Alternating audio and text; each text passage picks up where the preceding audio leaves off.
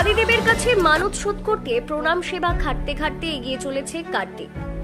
ঝড় জল বৃষ্টি বজ্রাঘাতকে উপেক্ষা করে রাস্তায় শুয়ে গড়াগড়ি খেয়ে এগিয়ে চলেছেন কার্তিক। প্রায় 100 কিলোমিটার পথ পাড়ি দেবে এভাবে। পৌঁছবে বাবার মন্দিরে, জল ঢালবে বাবা তারকেশ্বরের মাথায়। দীর্ঘদিন ধরে ঋণী হয়ে থাকা বাবাকে কথা দেওয়া মানত শোধ করবেন বাঁকুড়ার পাত্রসায়ের কার্তিক লোহার। শ্রাবণ মাস থেকে দেবাদিদেব মহাদেবের মাথায় জল ঢালার হিড়িক চলে গ্রাম বাংলার গ্রামে গ্রামে। আর সেই উপলক্ষে শুরু হয় উৎসব। অনেকেই ভগবানের কাছে অনেক কিছু মানত করে, এনার কাছে মানতটা একেবারেই অন্যরকম।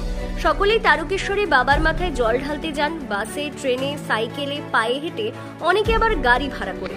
তারপর শ্যাওড়াফুলির ঘাটে গঙ্গার জলে ডুব দিয়ে ভারে করে পায়ে হেঁটে আসেন তারকেশ্বরে বাবার কাছে। কিন্তু পাত্রসায়ের কার্তিক লোহারের জল ঢালা একেবারেই অন্যরকম।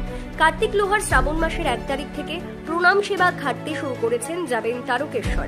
আজ 8 তারিখ এসে পৌঁছলেন বাঁকুড়ার জয়পুরে। 50 কিলোমিটার রাস্তা পাড়ি দিতে সময় লাগলো 7 দিন। তাহলে তারকেশ্বর যেতে কত সময় লাগবে ভাবতেই পারছেন নিশ্চয়ই। তবে এভাবেই পৌঁছবে নিজের গন্তব্যস্থলে। পূর্ণ হবে পরিবারের লোকের ভগবানের কাছে মানত করার ইচ্ছে। নতুন গ্রাম কোন থানা? পাত্রসায় কি মানত করেছিল? বাবা টেনেছে ওকে, তাই যাচ্ছি। যাবে কদিন আগে বেরিয়েছিলেন? 1 তারিখে।